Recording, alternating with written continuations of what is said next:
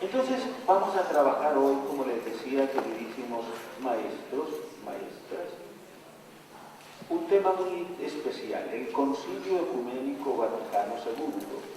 Yo les recomiendo que si quieren pues tomar nota, me parece muy interesante, pero tenemos por aquí unas hojitas donde está resumido lo que voy a decir, y es mucho más práctico.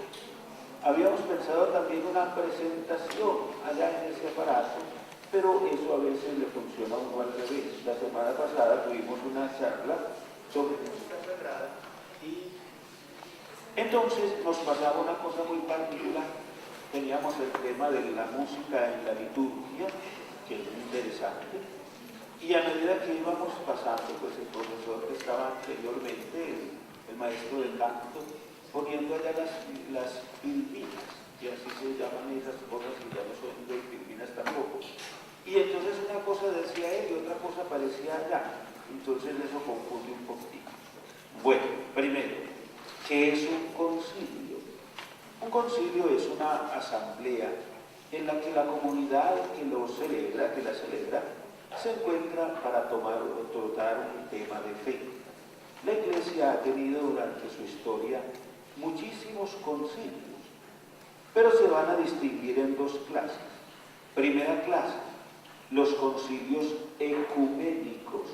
¿Qué quiere decir un concilio ecuménico? Hay que ser muy precisos porque a veces nosotros pensamos que un concilio ecuménico reúne a todas las religiones. Puede que sí, pero los concilios ecuménicos tienen una función: convocar a todo el mayor número de obispos posibles de la Iglesia Católica. Y se llama ecuménico porque participan algunos de unas tradiciones muy distintas a la nuestra, la tradición de Oriente, la tradición de los distintos y muy variados ambientes en los que se mueve la Iglesia. Entonces vamos a hacer primero que todo un resumencito muy elemental de que han tratado esos concilios. Pero también hay otra clase de concilios que se llaman regionales. O sea que se puede convocar un concilio con un grupo de personas determinado, un grupo de obispos de una región, de un país, de una determinada parte del mundo. Son muy famosos los concilios que hacían en España. Les cuento porque hay uno famosísimo, fue un encanto. El concilio de Elvira. ¿Y quién es Elvira? Elvira no es ninguna señora, sino una diócesis antigua que había por allá en España, cerca a Sevilla, y en ese concilio tomaron una determinación que a mí me encantaba: que los sacerdotes fuéramos célibes, es decir, no nos casáramos. Y digo, muy bien, muy rico, el matrimonio es una institución venerable, pero se imagina uno a esta hora de párroco con los niños en la semana libre. ¿Qué hace uno con ellos en la parroquia? Bueno, se han dado algunos concilios muy particulares. Por ejemplo, hace unos años, en 1968, se hizo una especie de reunión muy interesante por allá en alguna parte para conmemorar una institución antigua de algunas diócesis. Y el concilio fue un desastre, porque no pudieron ir ninguno de los convocados. Entonces hubo que suspenderlo, por ejemplo, en ese caso. Se quería manifestar o explicar un poquitico como la renovación de una institución, de unas diócesis, y no se pudo celebrar. En otra ocasión el concilio fue más regional también, pero tuvo una trascendencia única, porque con ese concilio que hubo por allá en algún lugar del mundo, se resolvió el uso de las imágenes, por ejemplo. En fin, pero los que han logrado reunir al mayor número de obispos han sido los que se llaman concilios ecuménicos. El primero fue una belleza. El primer concilio que se tiene noticia está relacionado, está contado en los Hechos de los Apóstoles. Qué complicación la que se armó cuando los creyentes empezaron a mirar que estaban llegando a la fe los que no eran del mundo judío. Entonces los apóstoles se reunieron en Jerusalén y acordaron recibir a todos los que quisieran optar por la fe en Jesús. Ese es el primero. Después pasó mucho tiempo hasta que llegara el segundo, año 325, un papa que es muy famoso porque su fiesta se celebra el 31 de diciembre. ¿Cómo se llamará el papa? San Silvestre, maravilloso. Y lo dirigió, estuvo ahí como presidente del concilio, una figura muy rara, el emperador. O sea que en ese tiempo los emperadores participaban de los concilios y apoyaban las decisiones de los concilios, obligándolas como leyes del imperio. Tiene su ventaja, pero también de vez en cuando ciertas cosas así puestas generan un grupo de creyentes un poquito extraño, porque son personas que tienen que creer y entonces de hecho no es lo mejor. El segundo se hizo por allá en Constantinopla, un papa muy querido porque era un papa español, el que estaba presidiendo la iglesia en ese momento, San Dámaso. Y entonces hizo unas precisiones muy importantes y de ese segundo, tercer concilio mejor, tenemos nosotros un texto maravilloso, que es el que decimos todos los domingos en la misa, el credo. ¿Y cómo lo distinguimos? El que llamamos nosotros credo largo. Concilio de Éfeso, año 431, con una protagonista genial, la Virgen María. Ese concilio estuvo dedicado a precisar la función y la misión de la Madre de Dios en la vida de los cristianos. En fin, fueron dándose otros concilios, Calcedonia, importantísimo, el concilio de Constantinopla II, para afirmar algunas verdades de la fe, el concilio tercero de Constantinopla, después otro más en Nicea, cuarto concilio de Constantinopla, en Letrán, que era la casa de los papas antes de pasarse a vivir al Vaticano. Los papas han tenido como 4 casas en Roma. Primero San Pedro vivía por allá en una casita que lo dejaran vivir.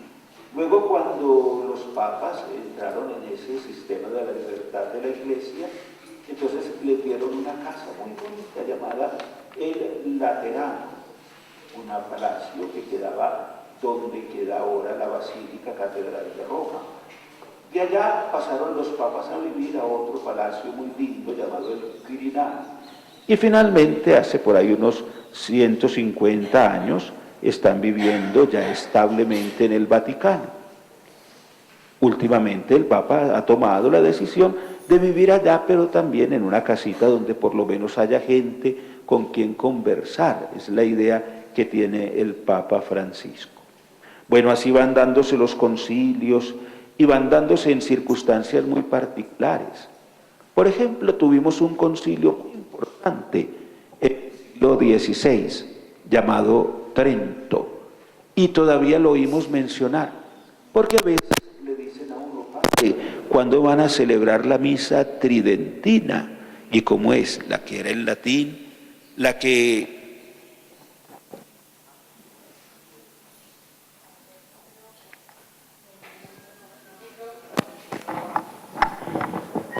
Fíjense a ver si hay uno de cable, porque este está alumbrando así.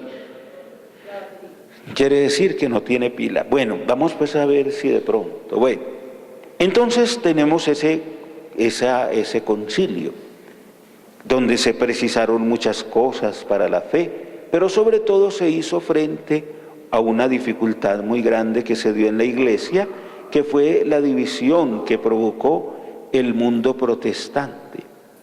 Y entonces hubo que responder a esa realidad con una reunión muy bella y muy interesante, de la que tenemos nosotros unos recuerdos muy especiales.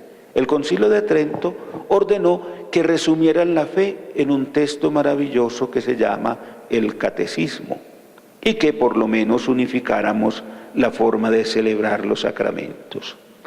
El Concilio Vaticano I fue un concilio bastante atormentado. Vea, no había dicho yo la quinta palabra, tengo sed.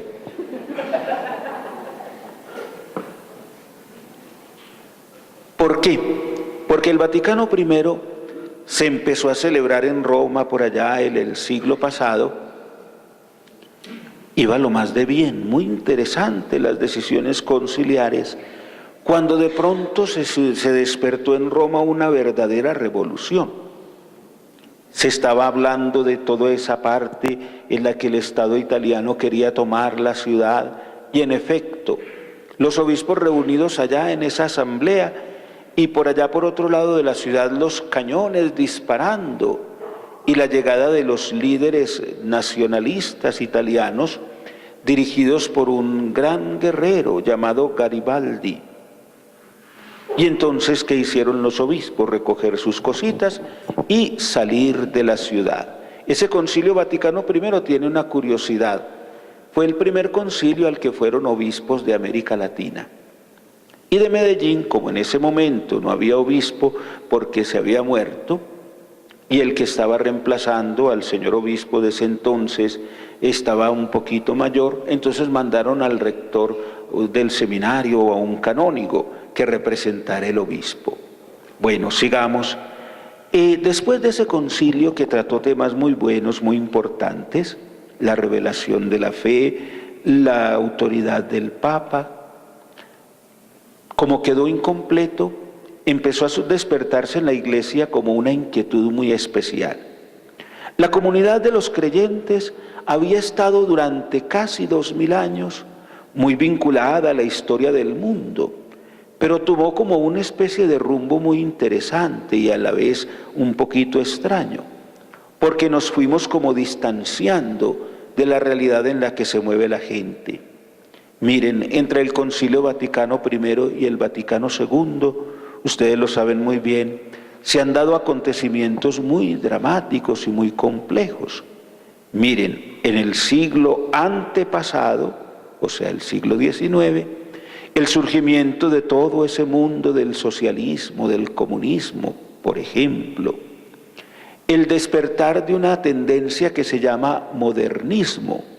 Mucha gente pensaba que el modernismo era un estilo de vestidos que se dio en algún momento. No, es una situación muy compleja que puso como en duda todas las verdades, todas las experiencias religiosas.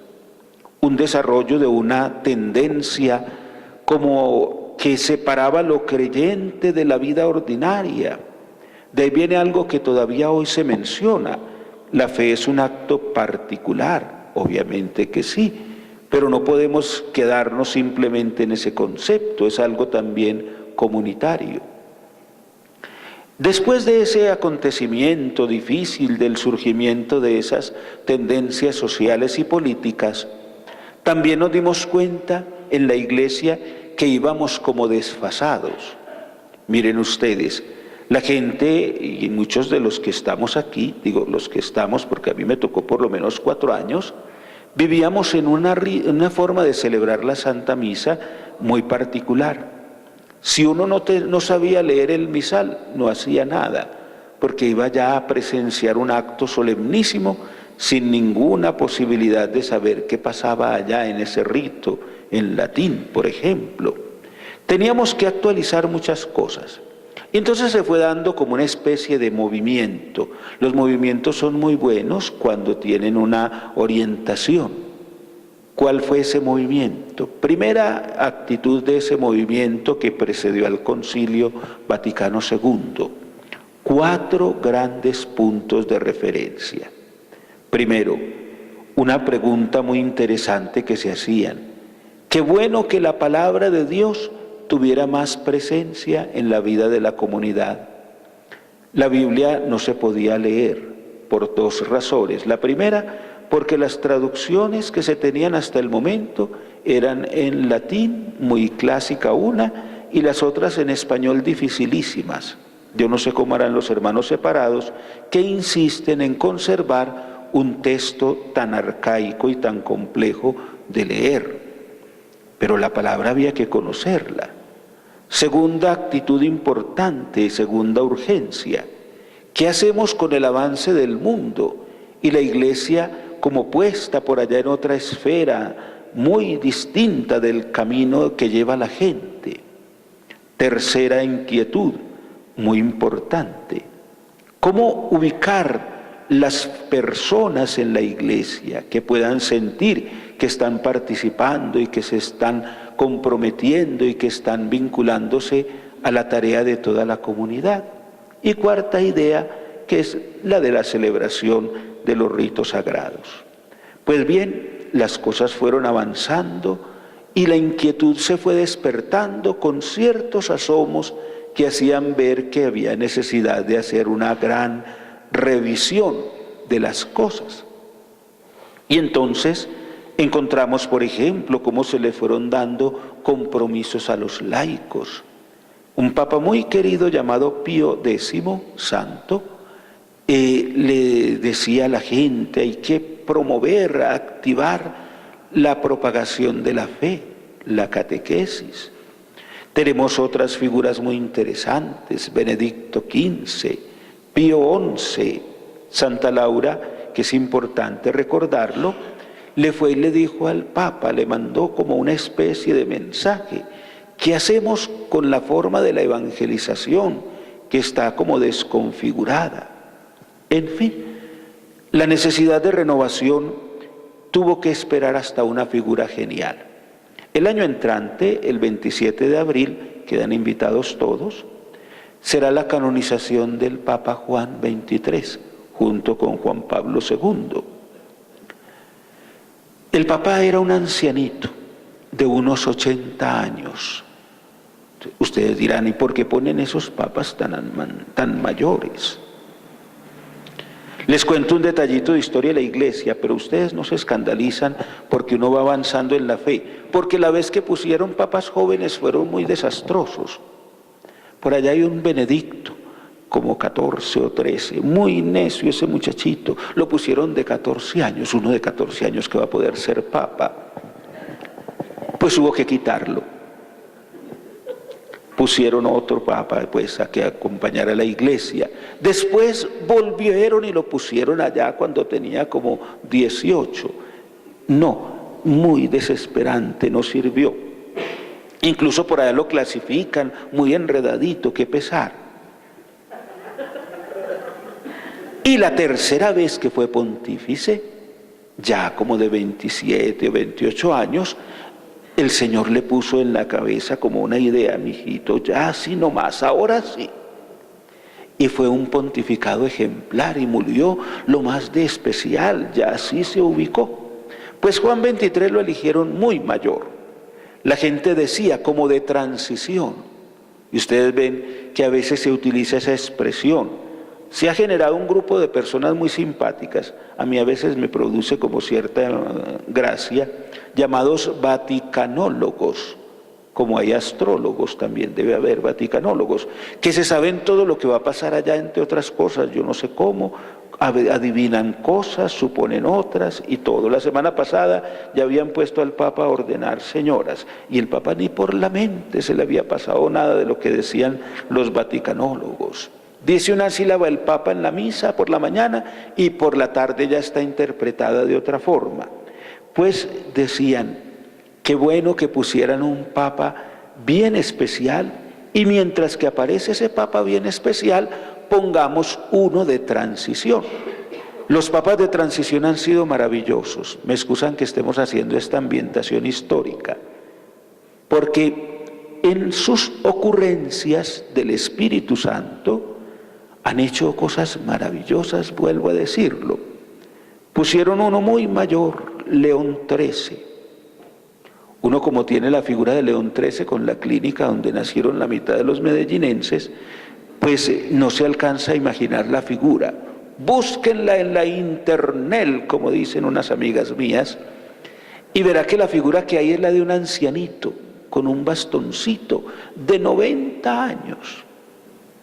A ese Papa le debemos las encíclicas con los temas sociales.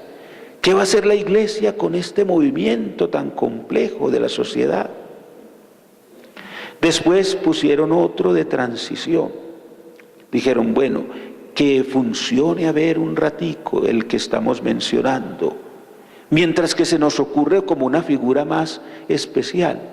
Pues Juan 23, en un poquito tiempo de pontificado, puso la iglesia en movimiento.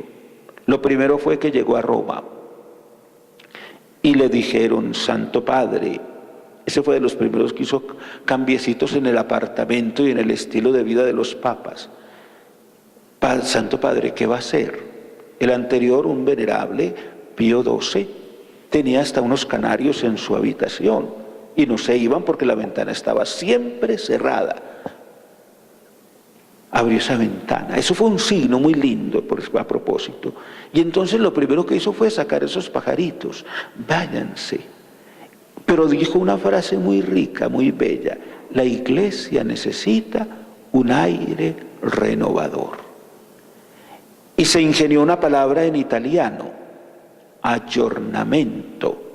Actualizarse. Y entonces empezó a hacer cosas muy particulares. Por ejemplo, citó a todos los miembros de la diócesis de Roma y dijo, hagamos una reunión a ver qué vamos a hacer aquí en esta ciudad para que se sienta en medio del mundo moderno una iglesia activa. Y después llamó unos cardenales y les dijo, señores cardenales, eso de un grupo de asesores no es nuevo, ya existía. Y les dijo, señores cardenales, les tengo una noticia. Voy a hacer un concilio ecuménico. Lo primero que pensaron los señores cardenales era que el Papa había perdido la cabeza. Pero santidad a los 80 y tantos años. Es que no, el concilio no lo voy a hacer yo solo, lo va a hacer el Espíritu Santo. Y miren qué belleza lo que él propone cuando cita el concilio. Lo van a tener ustedes en el documentico. Dice, la humanidad sometida a un estado grave de indigencia espiritual y la Iglesia de Cristo pletórica de vitalidad, pues tienen que asociarse bellamente, tiene que participar en el mundo. Y acogiendo como venida de lo alto una voz íntima de nuestro espíritu, hemos juzgado que los tiempos están ya maduros para ofrecer a la Iglesia Católica y al mundo el don de un concilio ecuménico. Eso fue una llamada maravillosa y una invitación a que la Iglesia se actualizara. La noticia fue espectacular, por allá en 1962. Ya quedó convocado el concilio, pero el trabajo fue impresionante. Mire, les cuento cómo se hace un concilio, por si se les ocurre hacer alguno alguna vez. Primero, tiene que convocarlo la autoridad, el Papa. Segundo, tiene que tener tema. Y el Papa lanzó un tema muy particular, pero amplísimo, la actualización de la Iglesia. Y entonces le preguntaban, Santo Padre, ¿y por dónde empezamos? Entonces puso como grandes frentes los siguientes: la liturgia, la celebración de la fe, sigamos con las personas en la Iglesia, repasemos qué le toca hacer a cada miembro de la Iglesia, luego pensemos cómo tenemos que actuar en favor de la comunidad universal. Y después les dijo, pues pensemos también que en esta ocasión tenemos que contar con el mayor número posible de participantes y de posiciones y opiniones. La tarea se inicia así. Enviaron los temas del concilio, unos temas muy interesantes. Pregunticas a los obispos que se convirtieron en un gran desarrollo y un gran debate para todos. Una pregunta muy buena, que ojalá algún día la hagan y verá ustedes cómo es de complicado. ¿Qué les provoca que tratemos? Oiga, empieza esa lluvia de ideas, maravillosa, porque todos los obispos decían, bueno, trabajemos este tema, trabajemos este tema. Y entonces citaron un grupo de expertos, sabios maravillosos, que organizaran los temas. Les cuento, entre esos sabios maravillosos, había algunas personas que yo no sé si ustedes recordarán o conocerán. Por ejemplo, le pidieron el favor que ayudara a un profesor que estaba muy joven, de Sagrada Teología, llamado José Ratzinger. ¿Lo recuerdan? Le dijeron a otro por allá, llamado Henri Delibac, francés, ven, ayude. Le dijeron a otro, expertísimo, muy sabio, llamado el padre Congar, casi todos franceses. Uno que otro italiano, ninguno. Británicos ninguno, porque no han citado ninguno, qué pesar. De América Latina tampoco intervinieron mucho. Oigan pues, entonces, organicen los temas. Hagan una presentación, eso sí es una maravilla, la renovación, de las grandes inquietudes que han podido recoger y propongan a la asamblea de los señores obispos los grandes puntos de referencia que se van a tratar. Pues se sentaron a trabajar en las universidades romanas, en algunas de Alemania, claro está, en algunas de Francia. Y en Bélgica ha sido un aporte grandioso a la Iglesia en muchos temas. Y organizaron toda esa serie de planteamientos para la reunión de los señores obispos. Pero todavía no han llegado los obispos a Roma, les cuento. Empezaron a moverse, eso fue un movimiento complicadísimo.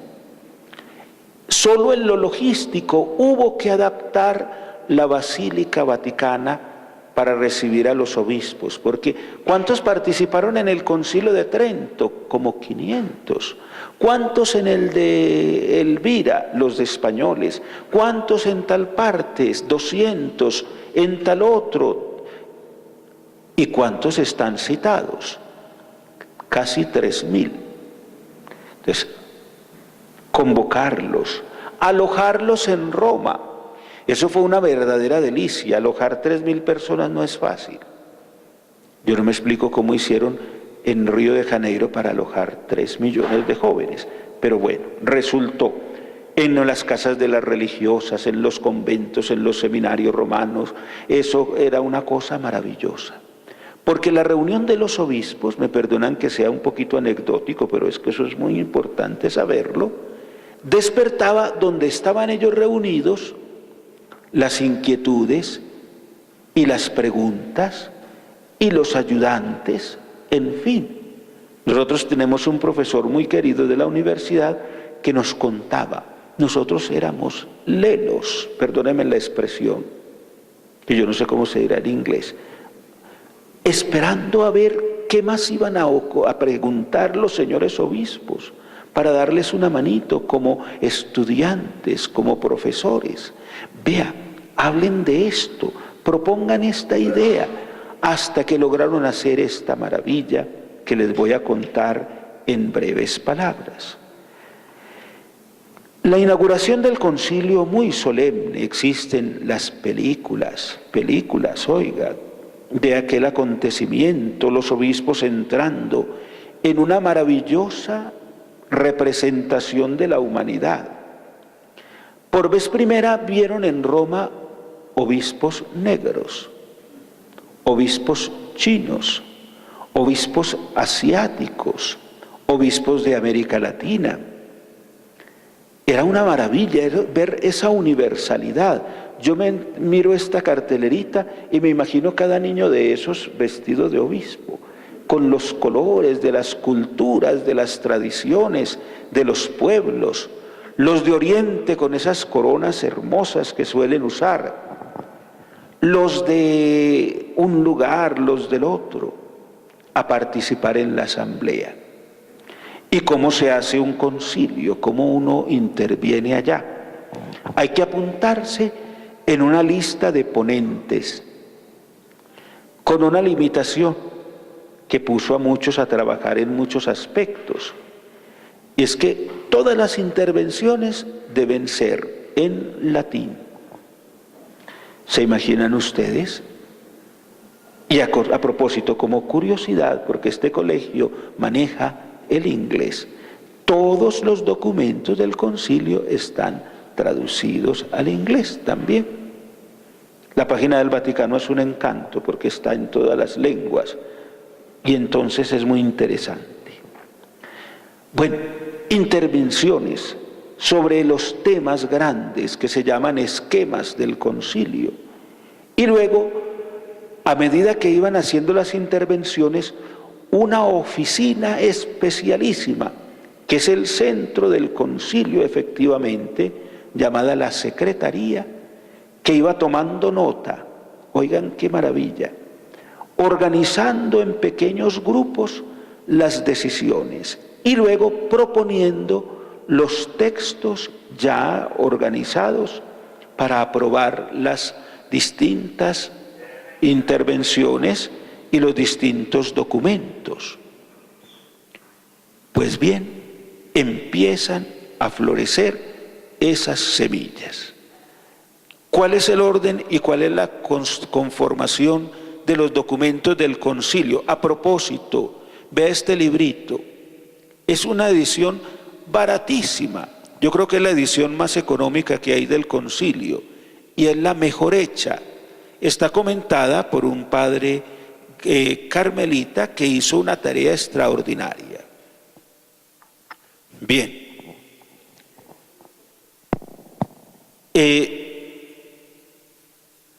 Tocó comprar equipo de sonido. Entonces, primer documento que publicó el concilio, que aprobaron los padres, la liturgia. Había que cambiar y renovar y pasarla del latín a las lenguas propias. Curiosidad, ¿cuál ha sido el misal más difícil de traducir? ¿Saben cuál es? El inglés, porque la lengua inglesa es muy hermosa, pero muy pobre en adjetivos. Y para decir las cosas de la fe, dicen los que traducen los misales, no hay como decirlas en español, en francés, en italiano, pero qué tan difícil decirlas en alemán, en holandés, en inglés. No hay casi adjetivos. Pero bueno, se hizo el primer intento y se hizo el cambio. Los que tenemos más de 50 años nos tocó el cambio, porque sentimos cómo se renovaron los ritos de la iglesia y pudimos participar y contestar. El primer documento es el de la liturgia. El segundo documento, muy importante, tiene que ver con la iglesia. Los van a tener en la hojita porque siguen teniendo los nombres en latín. Lumen Gentium, Cristo, luz de las gentes, sobre la iglesia. Sobre la liturgia, Sacrosanctum Concilium. Hoy estamos muy solemnes, oiga. Este sacrosanto concilio decidió, pensó que había que renovar. El sobre la iglesia, pensaron, bueno, ¿cómo darle a esta estructura algo que no sea tan estructura y que la convierta más bien en una comunidad de servicio? Que no sea simplemente el rigor de unas normas y de una estructura piramidal de personas, sino que tenga la oportunidad de vincular a su vida a todos los creyentes. Entonces aparecen las distintas personas en la iglesia. El concilio no está todavía aplicado, vamos en ese camino. la iglesia. Bueno, después una constitución importante. Vea, les digo una cuestión muy especial. Cuando ustedes quieran leer qué es el mundo y cómo es el mundo, lean una constitución que tiene un nombre muy hermoso: Gaudium et Spes, gozo y esperanza. Y después los padres del concilio leen la realidad de la humanidad, las guerras, la muerte, el hombre, la situación de la familia, la educación, todo perfecto. Incluso podría ser un tema para una reflexión muy intensa y muy buena.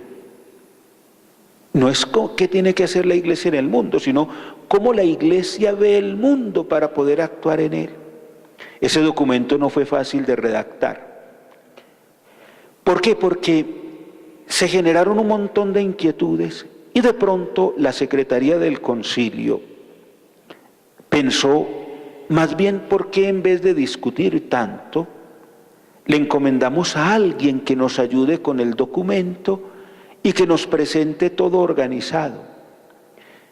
Y se preguntaban, ¿quién puede ser? Y de pronto un arzobispo, un cardenal dijo, vea, y miró así de pronto en la asamblea, en la última fila de los obispos del concilio estaban los obispos auxiliares. Y vea, ese de por allá nos puede ayudar a hacer ese documento, que venga. Y lo trajeron. Monseñor, ¿usted cómo se llama? Karol Wojtyła. Van viendo ustedes cómo va haciendo la iglesia su obra. Entonces a usted le va a ayudar un profesor de teología para que pueda organizar las ideas de una manera más perfecta. ¿Con quién me tocará hacer eso? Vea, yo le recomiendo que con Joseph Ratzinger. Ustedes van viendo cómo es el misterio de las cosas. ¡Qué belleza!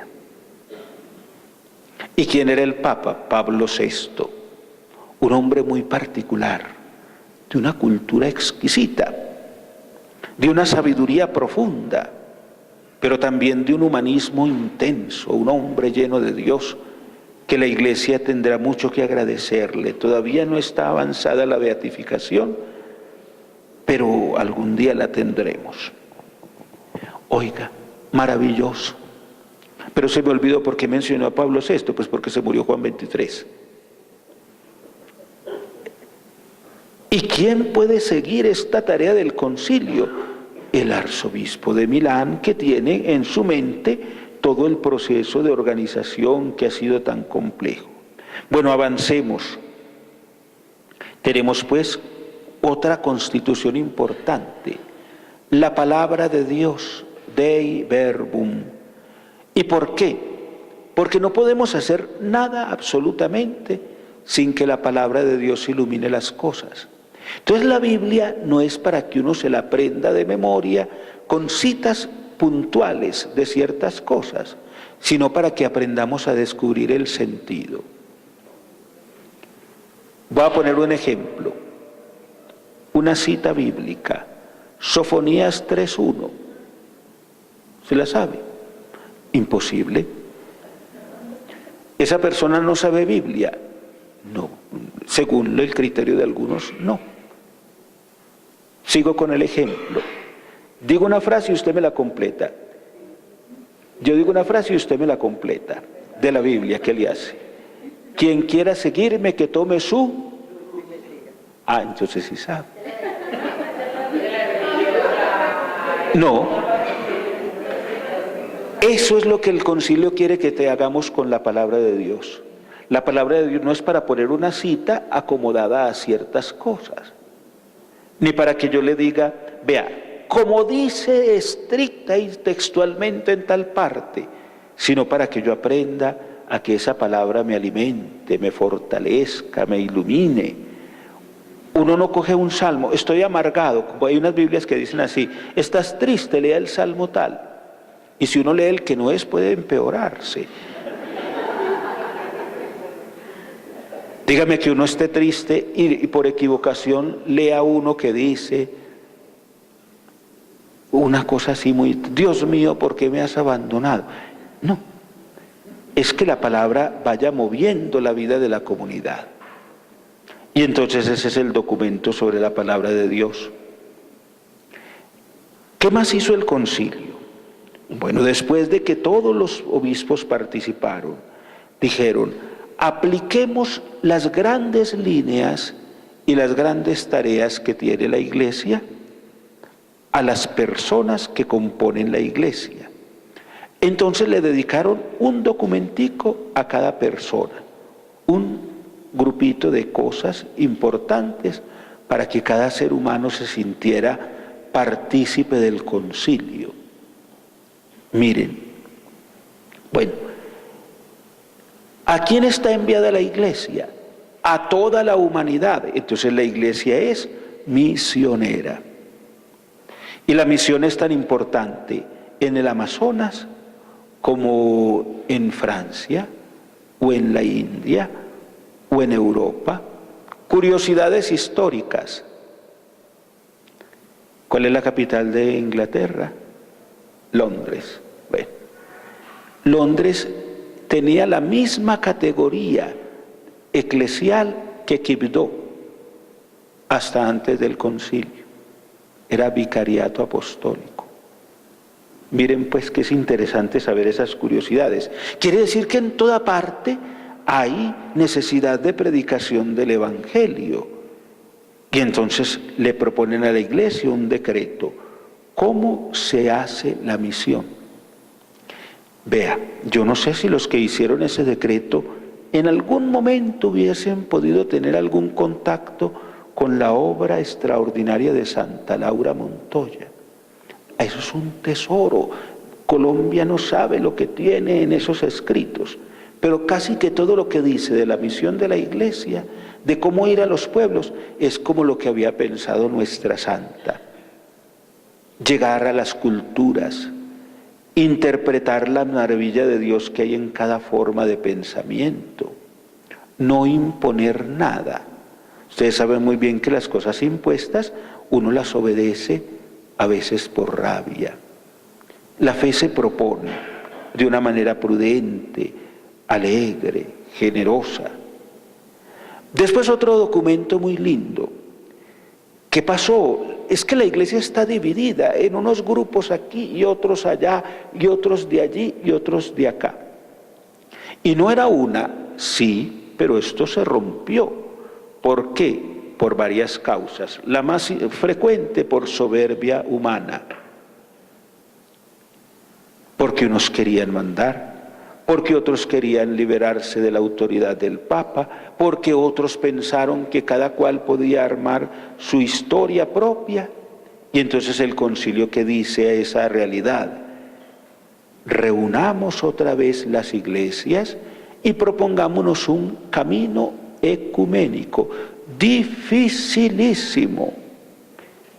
¿Por qué? Porque hay que contar con que muchas culturas y muchas experiencias que se llaman cristianas tienen y manejan demasiadas amarguras. Y entonces hay que empezar a unir, como juntando con detallitos mínimos a partir de lo que nos une y no de lo que nos divide. El ecumenismo es muy difícil, mucho, pero algún día se podrá lograr algo. Uno lo nota, por ejemplo, cuando tiene alumnos de distintas experiencias religiosas, que es tan complicado. A veces que estos niños entiendan, nuestros jóvenes, asuman porque están muy imbuidos de una forma de presentación de la fe demasiado complicada. Buscar la unidad. Bueno, y la Iglesia porque es como distinta en dos grandes facetas. El Papa Juan Pablo II y después el Papa Benedicto dijeron una frase muy bonita. Es que la Iglesia es como con dos pulmones. Oriente es un mundo hermoso. Los patriarcas de Oriente, las figuras de Oriente, las iglesias de Oriente que son tan valiosas. Especialmente hay tres como grandes grupos. Un grupo que son las iglesias más antiguas, Constantinopla, Antioquía de Siria. ¿Por qué el Papa ha pedido tanto por Siria? Porque es que esa iglesia que nació allá es muy importante y ha dado a la iglesia tesoros de este porte. San Pablo era de Siria. Unas figuras tan grandes como San Juan Crisóstomo, de Siria. En fin. Bueno, entonces esas iglesias también tienen que aportarle a la comunidad y integrar sus grandes valores. Luego hubo un decreto muy raro, porque empezó siendo un decreto sobre un tema y terminó sobre otro. Es decir, que el tema que se propusieron inicialmente era muy complicado.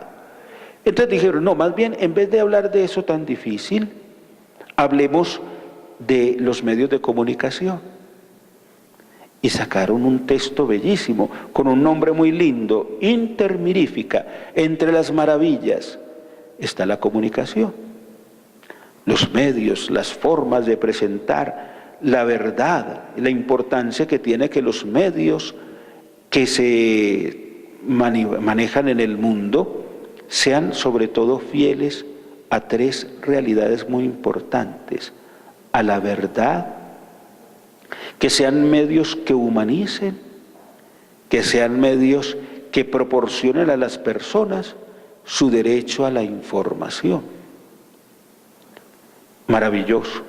4 documentos o 4 decreticos que son generales: la evangelización de toda la humanidad, la integración de todos los creyentes, el valor que tienen las iglesias de Oriente y los medios de comunicación. Y después las personas. ¿Qué tarea tengo yo en la iglesia? Hace unos días, el martes pasado, teníamos la fiesta de Santa Teresita, una santica, pero lo más querido que hay.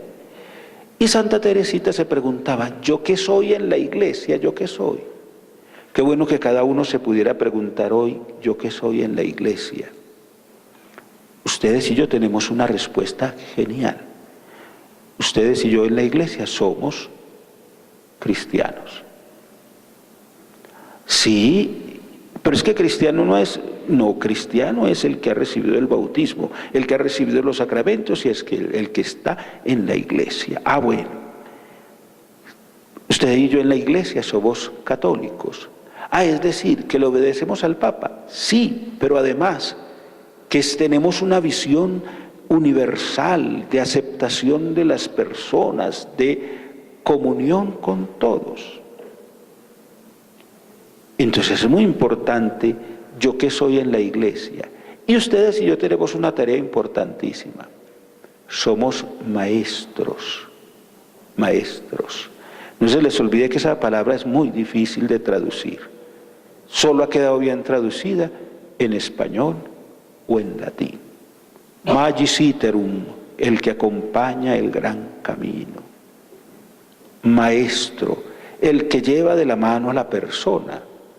Profesor, una palabra. Nos pusieron en la universidad unos letreros en cada cosa en inglés, horribles. Ustedes deberían ir a asesorar el que hizo esas traducciones, porque hay unas cosas que quedaron muy raras. Y entonces a mí me pusieron profesor. Y yo dije, eso no dice nada. Porque, no, póngame en español, profesor, el que hace profesión de una fe, no el que tiene una misión como especial así marcada por un título. Entonces nosotros somos maestros en la iglesia, ya tenemos por lo menos algo claro. En la comunidad, en la sociedad, testigos de unas verdades elementales, pero sobre todo de un aprecio por el ser humano, que es donde se refleja Dios. Pero había que preguntar, bueno, entonces a ver, ¿cómo está organizada la iglesia? Empecemos porque la iglesia tiene una base grande, maravillosa, de los laicos. ¿Qué es laico? La definición a veces es muy triste, el que no es sacerdote, no. Laico es un bautizado que puede ejercer su misión y su tarea de bautizado por lo menos en 4 grandes campos: la familia, el mundo del trabajo, la cultura, la educación. Eso lo dice un documento muy bello del concilio que se llama Apostolicam Actuositatem, que quiere decir la actuación que los laicos hacen como su propio apostolado, como su servicio a la comunidad. Bueno, de entre esos laicos, de esa inmensa comunidad de fieles, el Señor de pronto le dice a un muchachito: oiga, joven, ¿usted quiere ser sacerdote? Ah, sí. Entonces el concilio le sacó un documentico a esas personas que quieren ser sacerdotes, diciendo qué deben aprender, qué deben hacer, cómo deben formarse. Como es una opción, el documentico tiene un nombre muy lindo: Optatam Totius. Por allá detrás hay unos conversando tan horrible. Ay, qué tal que los vea el rector, qué pena. Bueno, Optatam Totius, una opción de personas que quieren seguir a alguien. Entonces, ¿cómo se organiza ese camino? Vea, usted entra al seminario, estudia la filosofía, estudia la teología, pero sobre todo aprende, por ejemplo, el mundo en donde está, para que no quede por allá como despalomado en el aire, mirando hacia la gloria, simplemente desconectado del mundo. Las religiosas. Ay, yo creo que si me dan permiso de contar una cosa muy graciosa que pasó. Antes del concilio, las religiosas eran una comunidad de diversidad de personas, la cosa más impresionante del mundo. Anécdota. Estaban por los lados en los tiempos del concilio. Es bueno uno poner anécdotas de cuando en cuando. Acuérdese, San Pablo es el que dijo: hay que ponerle alguna sal a la vida. Y entonces resolvieron ellas también hacer una reunión en Roma a ver cómo que podían aportar. Y empezaron a bajar de los aviones. Primero era en barco, ya era en avión. Oiga, esa invasión en el aeropuerto de Roma, de un color, de otro color, de este color, del otro color. Y entonces unos pilotos dijeron: esto está muy entretenido. Vamos a tratar de adivinar de qué comunidad son. Las de San Francisco, el cordoncito con los 3 nudos, Santo Domingo, blanco y negro, el color gris, y de pronto vieron unas muy raras, con un hábito muy extraño. Entonces uno dijo: no, me rindo. Hermanas, ¿ustedes de qué comunidad son? Contestan: azafatas de Avianca.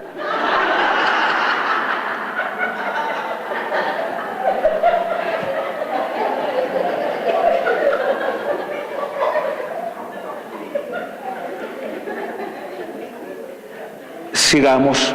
No, esto es una maravilla. Vea, a las religiosas les dijeron varias cosas. En primer lugar, el signo que son para el mundo. Es decir, tan hermoso es que una persona con unas posibilidades, capacidades y todo, decida en medio de este mundo tan raro, tan extraño, pero al tiempo tan maravilloso. Es un reto para uno el mundo en el que estamos. Decidan ser castas, es decir, no casarse, dedicar la vida al Señor. Decidan ser pobres, aunque uno a veces pues que tiene sus colegiecitos y sus cositas, pero en el fondo uno se pone a ver, ellas no manejan así como para decir que uno va, un antojo para mí, ¿no? Aportan a la comunidad y hay unos colegios muy bellos porque siendo para niñas de mucha clase o niños muy exquisitos, tienen obra social, liderada por las religiosas, casi siempre orientada a otras de ellas que les toca trabajar en partes muy difíciles. Todo eso lo decidió el concilio, e incluso les dijo: hermanas, hasta bueno sería que cambiaran esos hábitos tan raros, para que no se confundan los pilotos en el aeropuerto. Ay, es que ustedes no han visto los retratos de las religiosas de otro tiempo. Las hermanas de la presentación eran con una cosa así, volada así. Vea, por allá hay una que las está pintando. Miedoso eso. Y eso, si caía un aguacero, se derretía ese almidonado de eso. Pero la importancia del cambio no era de los hábitos simplemente, sino de la actitud, alegría, compromiso, en fin. Bueno, después los padres del concilio dijeron, ya hablamos de los laicos y están todos entusiasmados a ver cómo pueden participar mejor de la vida del mundo, cómo en el trabajo pueden hacer un apostolado sin tener que pararse a predicar encima de una máquina, con el testimonio de la vida, por ejemplo. Y de pronto dice un obispo, pues, mirémonos nosotros mismos. Oiga, les cuento, los obispos son unos antes del concilio y después del concilio. Anécdota. Salió el señor arzobispo de Medellín de aquel entonces al concilio, Monseñor Tulio Botero, iba impecable de sotana, con un montón de botoncitos que ustedes las han visto, una faja muy linda, todo, una cruz pectoral muy hermosa, y muy bien. Allá en el concilio, esas reuniones son muy lindas, pero les tocaba todo ese montón de cosas que se usaban primero. Imagínense como que hagan que entre ustedes están sentados, ahí son obispos y obispas, bueno, con esa mitra en la cabeza y una capa pluvial, así una capa enorme, sentados allá votando, sí, muy bien. De pronto dijeron, no, a ver, ubiquémonos mejor. Primero pensemos qué somos nosotros, decían pues los obispos. Y estas tres palabras son muy importantes. Recuperemos lo que Cristo nos enseñó. Breguemos a ser pastores. Ustedes han visto uno que entiende el concilio y eso que en ese momento todavía no se había ordenado. Sea el Papa Francisco. Vea, seamos pastores, es decir, quitémosle tanta cosa compleja a nuestra tarea y ubiquémonos en una misión mucho más humana. Después, seamos maestros, es decir, que no nos dé miedo hablar, que no nos dé miedo decir una palabrita. Uno a veces las extraña, pero es que lo que pasa es que los medios no difunden las palabras de los obispos. Lo que ha dicho el señor arzobispo sobre la paz, ¿no? Allá importa más cualquiera que haga cualquier alboroto. Yo les decía en estos días, ¿se acuerdan que en la universidad tuvimos una cosa muy maluca que puede pasar en cualquier parte? Y decía, por estarle mirando el lunar a la muchacha, no le vimos los ojos verdes. Miren ustedes, maestros, enseñen, con una palabrita, con una cartica pastoral, distinta de las que se usaban primero, que eran largas y las leían los domingos. Entonces uno se dormía, ¿qué dijo la carta pastoral hermosa? ¿Y de qué trató? No sé. Y la otra tarea es que sean además celebrantes, que celebren con la gente. Primero era todo en la catedral. Salgan. Es el decreto sobre los obispos. ¡Qué maravilla! Y también les dijeron a los presbíteros, bueno, señores sacerdotes, a todos, renuévense también, renovémonos también y actuemos distinto. Entonces, sigo con la anécdota de Monseñor. Cuando aparece el señor arzobispo después del concilio, antes eso era con una mitra así gigante, con una cruz, por allá están guardados porque eso son cositas viejas, uno como va a botar lo viejo. Por ahí le dijeron estos días al Papa también, Santo Padre, entonces ¿por qué no venden todas las cosas del Vaticano? Dijo, no, tampoco. Primero porque ¿quién va a comprar eso? Dígame usted, ¿quién se va a encartar con la pieta en la casa? ¿O quién se va a traer el techo de la Capilla Sistina? Pero vendan los candeleros, y entonces ¿con qué alumbramos? Y eso lo regaló fue la gente. Oiga, y aparecía el señor arzobispo después así, de cachaquito. Oiga, los padres casi se mueren del susto. No, estuve en el concilio, yo tengo que ser más actual, tengo que adaptarme a las cosas. Cuando toca lo solemne, pero en el resto estoy comprometido, decían ellos y los sacerdotes, con la realidad del mundo. Y nos estamos impregnando de este sentido. Pero tenemos que ser muy honestos. Miren, estas cosas tan lindas no es tan fácil aplicarlas. Nos pueden pasar 3 cosas cuando hay una novedad. Les cuento. Y les voy a poner un ejemplo muy práctico con todos estos aparaticos tan bellos que hay ahora. Son una novedad. Entonces uno puede tener una reacción frente a la novedad, que fue lo que pasó con el concilio. Y uno dice, no, que yo cambie. No, yo nací así y así me quedo. Y así se quedó uno famosísimo llamado Monseñor Lefebvre, que se quedó en el pasado. Eso es muy hermoso, toda esa tradición, pero en el mundo de hoy ya eso no dice mayor cosa. Como una nostalgia. Frente a la novedad uno puede tener la nostalgia. Ay no, por ejemplo yo podría decir, me traen ya mismo, esto no es de madera para que suene, me traen ya mismo una tiza. Yo no me puedo quedar pegado de la tiza porque ya la tiza se comprobó que hasta daño hacía. Tema para una investigación aquí entre nos. Alguien que investigue qué le hacen a los pulmones de los profesores el polvito de los marcadores. Yo no sé qué vamos a hacer. Y que nos hace a los ojos esas pantallitas, pero de todas maneras hay que aprender. Segunda actitud frente a la novedad, asumirla con serenidad y madurez. Yo ya tengo que darme cuenta que mientras yo estoy dando clase, lo más probable es que la mitad de mis alumnos estén chateando. Y que esos pobres muchachitos son con un celular en el bolsillo y eso les están llegando mensajes. Eso lo tengo que saber yo.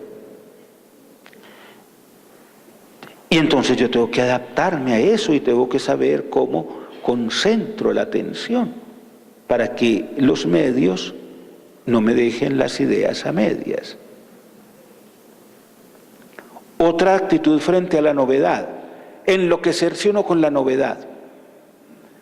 Yo me puedo enloquecer con la novedad. Y entonces ya no es sino eso, lo nuevo y ya, lo demás, lo atrás ya no sirve. Entonces me enloquezco con la novedad.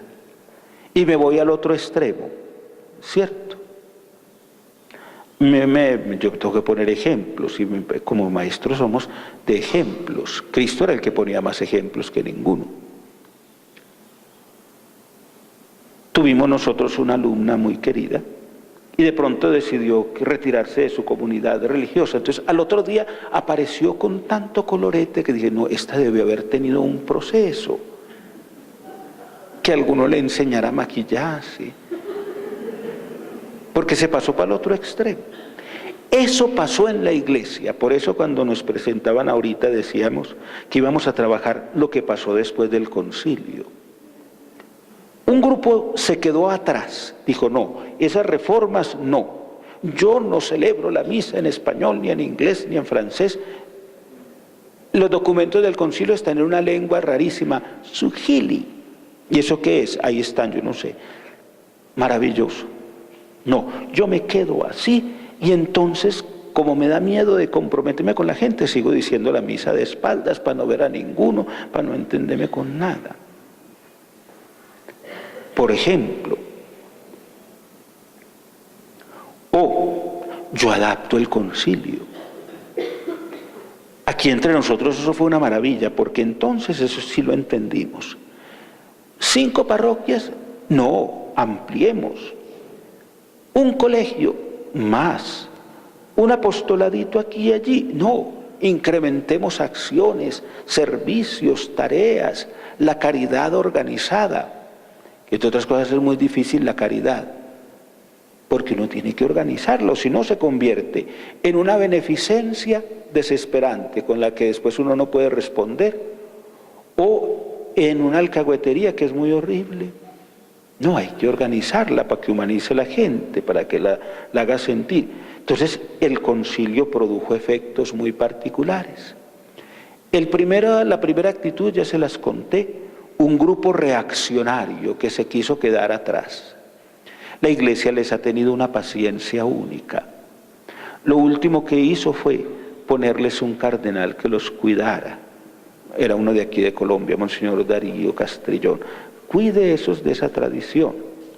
Bregado hasta que pudo, pero siguen por allá unos muy tercos y siguen haciendo unas cosas muy raras y diciendo cosas muy absurdas. Entonces, no, tampoco nos podemos quedar en el pasado.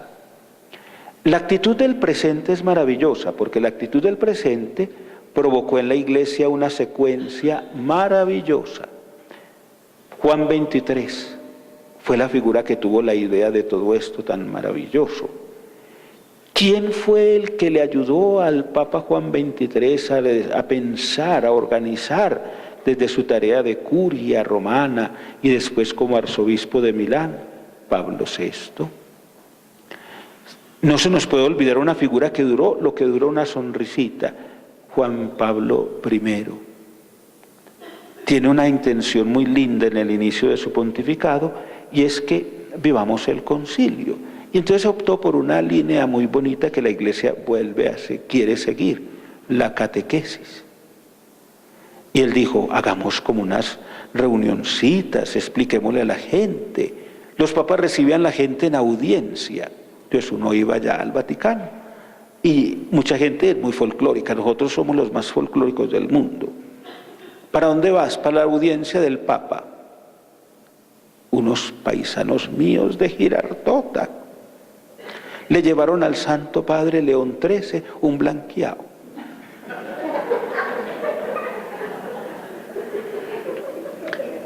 Dicen que el Papa miró eso en la audiencia y decía, ¿y esto es como qué? Una vez que fuimos a ver en el Museo Vaticano las cosas, yo dije, ¿será que tienen el blanqueado de Girardota como roca lunar? Pues bien, los papas hacían audiencias. Pablo VI resolvió que en la audiencia se podía decir un temita, una palabrita como para ilustrar a la gente, que no fuera una visita de cortesía. Y Juan Pablo I hizo 4 audiencias. Y en las 4 audiencias dijo, no, más bien que esto sea como catequesis, que tomemos un tema de la Biblia, de la palabra de Dios, de algún mensaje cristiano, y lo enseñemos con un método muy lindo de explicar de la manera más simple las cosas. Y finalmente miren ustedes el fruto del concilio. Como en el 61, 62, 63, dijeron que la iglesia había que cambiarle el camino. Yo iba a decir el caminado, sí, ¿por qué no? Entonces se les ocurrió a algunos, por ejemplo, a los jesuitas, pues recibamos profesionales. Y qué bendición con esos profesionales que han recibido, porque recibieron por allá un ingeniero, recibieron un químico. ¿Usted cómo se llama, señor químico? Yo me llamo Francisco. ¿Qué apellido? Bergoglio. ¿Y qué quiere hacer? Yo quiero ser sacerdote. Y ven cómo es el efecto de todo tan maravilloso. Y cómo entonces lo que estamos recogiendo es el fruto. Yo me pongo a pensar, los maestros del Concilio Vaticano II, ustedes como personas que tienen en su tarea fundamental esa maravilla del servicio, de enseñar, partan de un principio. Nosotros somos formadores de los seres humanos. Modelar. Pero modelar no es salir en una pasarela, pues a dar una vuelta allá. Pero esa figura es muy importante, porque lo que ese modelo de allá como vueltas allá es lo que va a seguir la gente. Anécdota graciosa, perdónenme que sea de tantas, pero es que así es la vida. Hace 27, 28 años hubo un festival de San Remo. Muy bien, estábamos estudiando allá. Y un cantante pensó que no iba a ganar y resultó que sí ganó. Oiga, eso fue la emoción de toda Italia con ese muchachito, que era un muchachito de un barrio de Roma. Pues él contó al otro día de que ganó. ¿Ve cómo estoy hablando de refinado? ¿De qué ganó? Sí, así se dice en español clásico. ¿Cómo habría sido su experiencia allá? Ay, yo pensé que iba a perder. Yo pensé que mañana me tenía que devolver para Roma otra vez, habiendo perdido el concurso. Entonces yo no traje sino una mudita de ropa. Pero como ganó en la segunda eliminatoria y eran 3, en la primera y eran 3, votos, entonces se tuvo que quedar en San Remo. Para el tercer día dijo, ay, yo ya no me puedo poner las mismas medias de los 3 días anteriores. Y resolvió salir sin medias. Al otro día, todo Roma, todo Europa, y yo creo que hasta todo Medellín andaba sin medias. Eros Ramazzotti. ¿Ah? Eros Ramazzotti. Miren lo que hace una figura que sirve de modelo. Entonces, si un maestro, ¿cómo actúa un maestro? Un maestro pone un ejemplo con su vida muy sencilla, muy alegre. Maestros aburridos no, porque se le queda a uno la figura del maestro aburrido.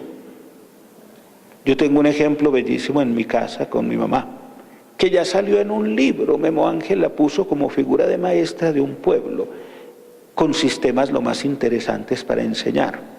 Lo primero es la persona, ese ser humano. El concilio le dijo a la gente, en la iglesia lo primero es el ser humano, las personas. El Papa, ya se sabía pues que el Papa tenía unas tareas, eso fue lo que puso el Concilio Vaticano I. Los obispos, seres humanos que tienen que ir asumiendo poco a poco su categoría de maestros y de guías de la comunidad. Le dijeron que vivieran simplemente, que trabajaran con cariño, que actuaran en favor del pueblo, que sostuvieran una forma de vida menos compleja.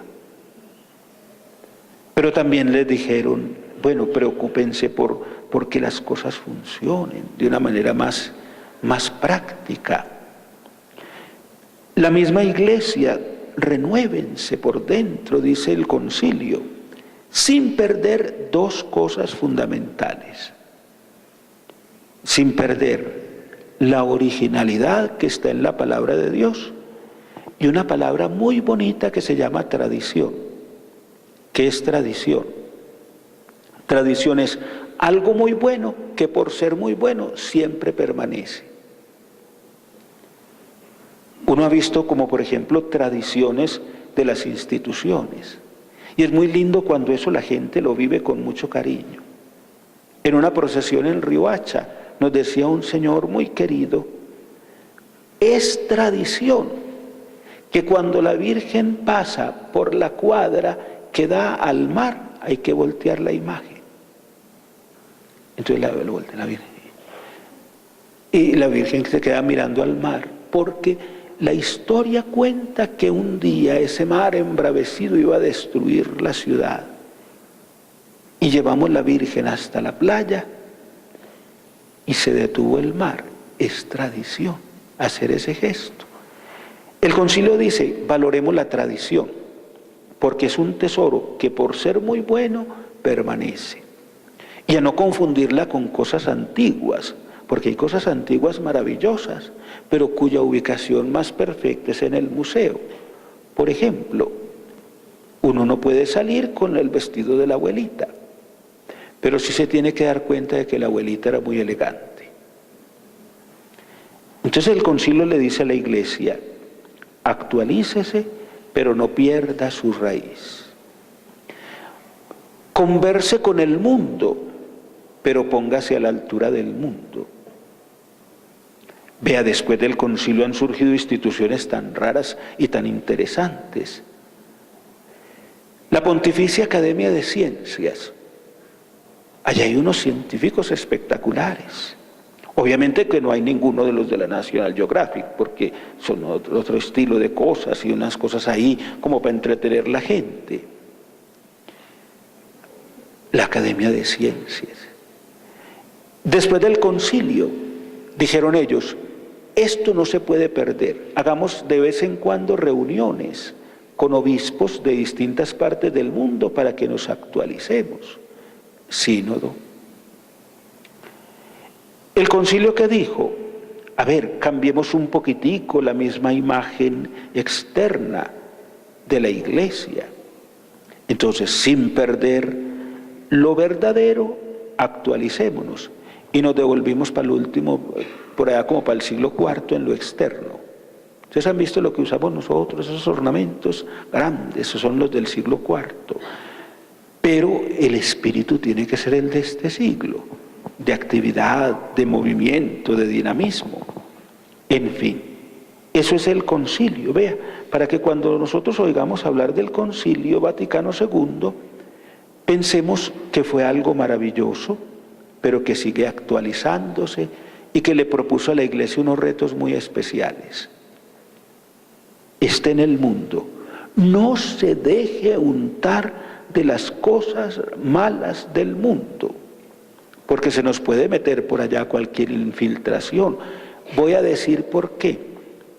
En algún momento del concilio entendieron algunos que había que actualizarse, entonces vámonos, esa era la tercera cosa que no les dije ahorita, la locura. Así, a ver, leamos. El culto debe ser sencillo, tumbemos las iglesias. Entonces unos por allá tumbaron los púlpitos, los altares y todo, y después cuando pasaron la página dijeron, sin embargo, consérvese los tesoros de arte. Uno no puede actuar a la loca.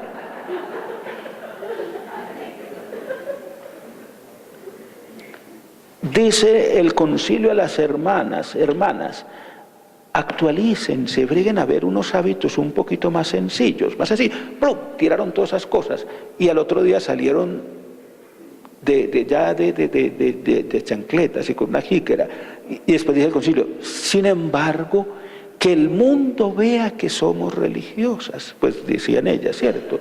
Entonces, uno no puede leer a la loca las cosas. Es como cuando una vez nos pasó en un aeropuerto, se nos perdió una maleta y por no leer la letra chiquita, no hicimos la queja donde era, sino que esperamos a que apareciera. Pero a uno le tienen que pagar el perjuicio que le hacen por tenerse como Eros Ramazzotti nos tocó a nosotros por allá. Menos mal que en el aeropuerto vendían ropita. Oigan, entonces el concilio tuvo también ese inconveniente, que algunos salieron desaforados a cambiar todo y dejaron meterle a la iglesia unas cositas muy aburridoras. Vea, les cuento. Por aquí, por los lados de América Latina, una inquietud muy linda, los pobres, los sencillos, los humildes, pero se filtró un gusanito muy aburridor llamado marxismo. ¿Y por qué eso es muy aburridor? Porque eso es una doctrina que, como tiene una palabra en el fondo que se llama lucha, esa palabra también puede ser ármese, defiéndase por la fuerza, arrebátele a los ricos lo que tienen por la fuerza.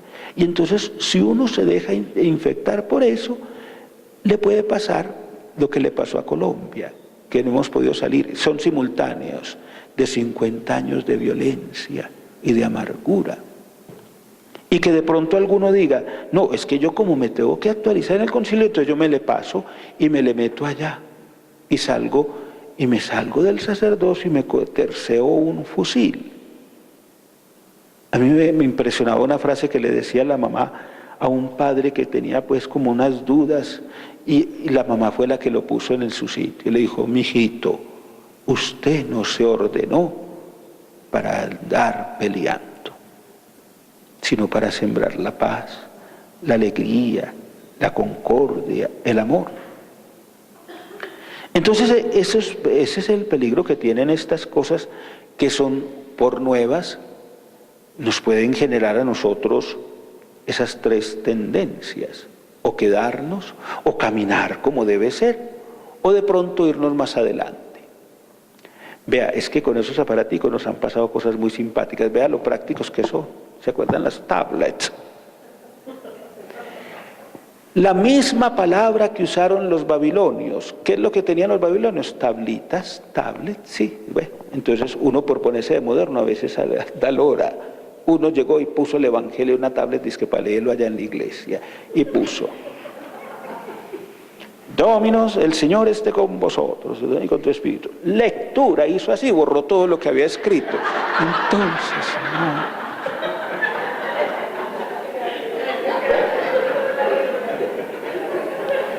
que no nos vaya a atropellar la novedad, sino que marchemos, vea, a ese ritmo tan delicioso que la Iglesia quiere. Vamos a darle muchas gracias pues al Señor porque aprendemos cositas, porque nos ayudamos a ubicar dentro de la comunidad creyente y porque yo no sé en qué momento se nos fue hora y media. Muchas gracias.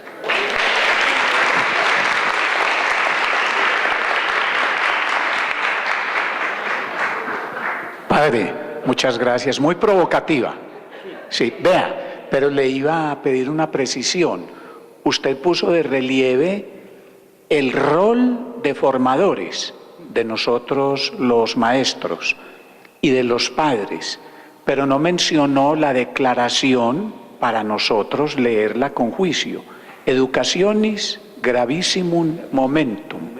El gravísimo momento de la educación. Sí, que es uno de los documentos del concilio, está. Como lo puede uno bajar por el método modernísimo de la internet, y si quieren ustedes lo pueden trabajar en inglés, para que vean cómo quedó eso de bien traducido, o de traducido muy particularmente. Es muy importante esto, darnos cuenta de que la misión del docente, esa es una palabra muy linda, esa sí no la podemos quitar, docere, el que conduce, es tan fundamental, porque se está sembrando. Nosotros somos agricultores en el corazón de las personas. Y el concilio le dice a la Iglesia, miren, es un deber y un derecho de la Iglesia educar. Es un derecho de la persona tiene derecho a que se le forme, pero también el que la forma tiene un deber, formarla bien. Entonces le propone a la comunidad de los maestros un camino único y maravilloso. Hay un modelo irreemplazable de maestro que es Jesús. Y hay un estilo de enseñanza que es la de Jesús. ¿Cómo enseñó Jesús? Se puso en el corazón de la persona. Oiga la palabra que digo, en el corazón de la persona. Porque a veces nosotros manejamos mucho esta figura. Pongámonos en los zapatos de otros. Si nos ponemos en los tenis de los muchachos nos matamos. Vea, es en el corazón. Sembrar allí donde está en crecimiento la vida, la esperanza, los mejores valores. Y otra cosa importantísima que dice ese texto, gravissimum educationis momentum, el gravísimo momento de la educación, es que no nos podemos dejar quitar nosotros el liderazgo para hacer de los seres humanos verdaderos hijos de Dios, verdaderos miembros de la Iglesia, verdaderos actores en una sociedad que depende en una inmensa proporción de lo que hayamos sembrado en el corazón. Como dice la frase muy simple de nuestros abuelos, uno es con lo que lo forman. ¿Cierto? Bueno, muchas gracias. Muchas gracias, Padre, muy amable.